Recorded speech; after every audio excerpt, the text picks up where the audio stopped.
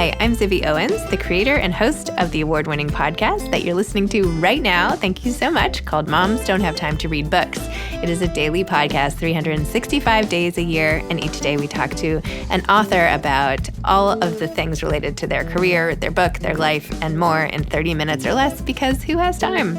I am now an author myself, although I wasn't when I started this podcast, and you can get my new memoir, Bookends, a memoir of love, loss, and literature, wherever books are sold starting July 1st, and my children's book, Princess Charming. You can learn more about me at zibbyowens.com, but really you're here to learn more about the authors, and that is what we're going to do. Also, be sure to check out all the other podcasts in the Zcast Podcast Network. You can learn more at zcastnetwork.com and definitely check out those shows as well. Today is a special week for Zibby Books because we have announced our spring season of books launching in 2023 and are releasing one cover each day for this week of September 19th. At Zibby Books on Instagram. So check it out and follow along and see what our first books coming out starting in February 2023 are all about on Zibby Books. And while you're at it, check out the new Zibby Mag, zibbymag.com, which we launched last week and is the new literary lifestyle destination. Check it out. Erika L. Sánchez is the author of Crying in the Bathroom, a memoir, which, by the way, I could have titled my own memoir because I've spent so much of my life crying in the bathroom. She is a Mexican-American poet, novelist, and essayist. Her debut poetry collection, Lessons on Expulsion, was published by Grey Wolf in July 2017 and was a finalist for the PEN America Open Book Award. Her debut young adult novel, I Am Not Your Perfect Mexican Daughter, published in October 2017 by Knopf Books for Young Readers and was a New York Times bestseller and a National Book Award finalist. It is now being made into a film directed by America Ferrera. Most recently, Sánchez published a critically acclaimed memoir and essays titled Crying in the Bathroom with Viking Books. She was a Fulbright Scholar, a 2015 Ruth Lilly and Dorothy Sargent Fellow for the Poetry Foundation, a 2017 to 2019 Princeton Arts Fellow, a 2018 recipient of the 21st Century Award from the Chicago Public Library Foundation, and a 2019 recipient of the National Endowment for the Arts Fellowship. She is the Sor Juana Inés de la Cruz Chair at DePaul University in Chicago. And you can tell I did not speak Spanish in school, but I'm trying. Welcome, Erika. Thank you so much for coming on Moms Don't Have Time to Read Books to discuss Crying in the Bathroom, a memoir. Thank you for having me. I actually thought about calling my book Bookends. I thought about calling it Crying in the Bathroom because I do that so much in my book. Oh, wow. Yeah. So I really, as soon as this came across my desk or my email or whatever, I was like, oh my gosh, yes to this book. Yes, 100%. Thank you. Why don't you tell listeners a little about the memoir and why you found yourself crying in the bathroom, or even the most recent time you found yourself crying in the bathroom? Oh, I don't even remember the last time, which is a good thing. Ooh, that is a good thing. Yeah, wow. Mine was yesterday, by the way. Oh, wow. Do you want to share? No, go ahead. Okay. Right. So I wrote this book because I like to challenge myself to write in the different genres because I love, poetry, I love nonfiction, and I love fiction. And so after finishing my novel and selling it and not knowing what to do next, someone asked me to write an essay about ambition, which ended up being the title essay, Crying in the Bathroom.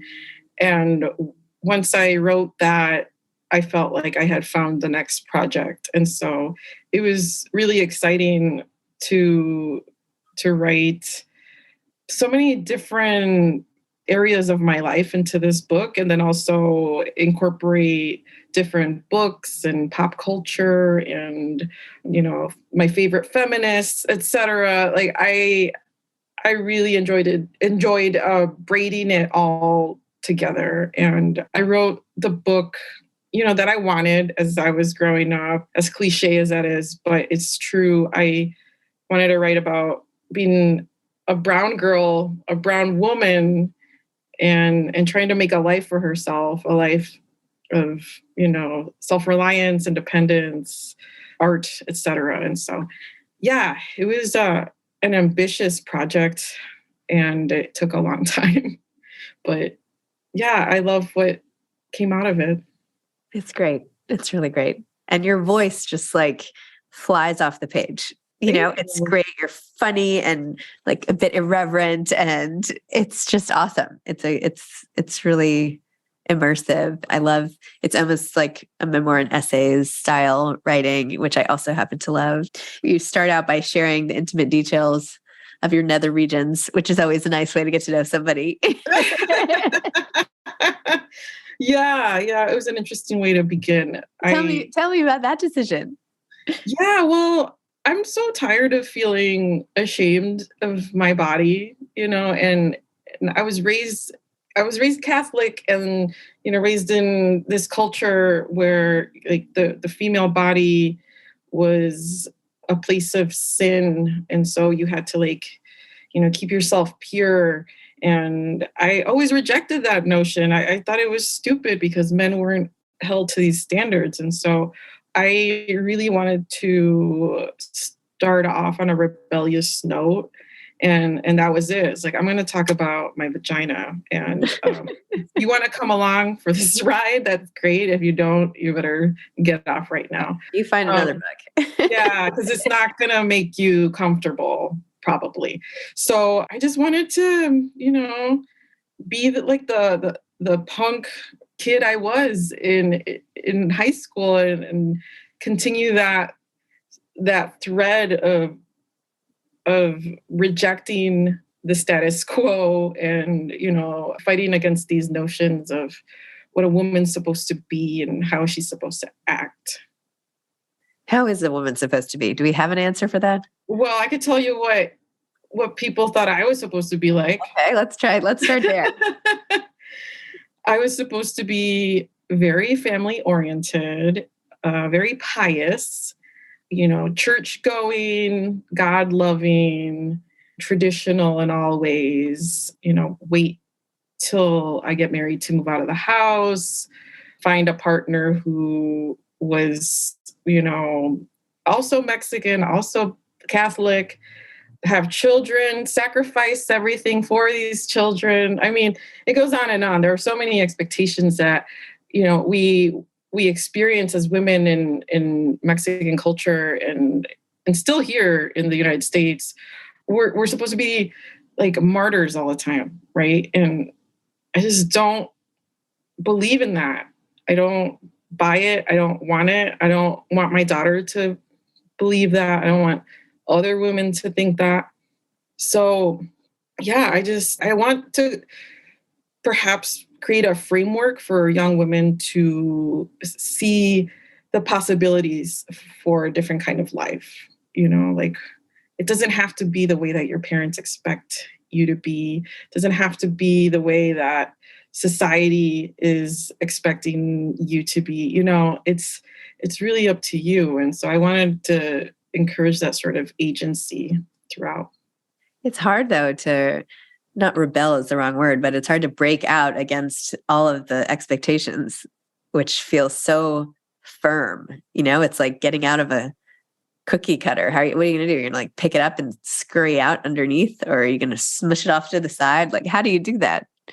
Yeah, it's lonely too, because, not everyone's with you. Everyone's thinking you're crazy. Yep. And, the path that I took was very different from any path that my parents had ever seen. So they were very confused. The rest of my family was confused. I was confused, but I knew that I wanted something bigger. I wanted to be a writer. I wanted to travel. I wanted to be independent. I wanted to wait to have a family if I was going to have one. And so, yeah, it's painful because a lot of people disagree, reject you, whatever. But that's the price I was willing to pay. I also think sometimes when deep down, like what's in your own heart and what you should do, and then you go for it, I think that makes many people feel uncomfortable because they may know and have decided like kind of not to go for it. Do you know what I mean? Mm-hmm. So you're having this example of you, it actually like threatens their own sense of stability in a way, right? Like, oh, if she's doing this, like, should I be doing well, she can't do that. Like, that's not allowed, like, no. We've all agreed to this like social contract that we're going to do it this way, even though it's painful. Why is she not doing it? Yeah. Yeah. I do think that it causes a lot of discomfort sometimes because of that. And I'm like really not sorry about any of it. So that makes people feel some sort of way as well. Well, you're not trying to hurt anyone. You're just trying to do it your way. Right. Exactly. Like, it's not about, yeah, I don't know. Yeah. I'm not suggesting you should feel apologetic in any way. I don't know. Yeah, I don't. Okay, good. I know you needed me to say that. I'm a complete stranger who you've never met and blah, blah, blah. But, I feel better now. Tell me about becoming a writer. Oh, man. I feel like I was born to be a writer. I know that sounds really romantic, but I have always loved to read. I became really just enamored with poetry when I was about 12. And that changed everything for me. I realized that it was something that really made me feel alive and that it created an opportunity for me to feel free and to be myself and express all the things I couldn't express to anyone. And so poetry became like this really, really important part of my life very early on. And it remains that way. And for me, everything goes back to poetry. And I write prose the way I do because of poetry. And so, I was just like a very alienated kid. I loved to read books and I had all these questions. I had all these like philosophical quandaries.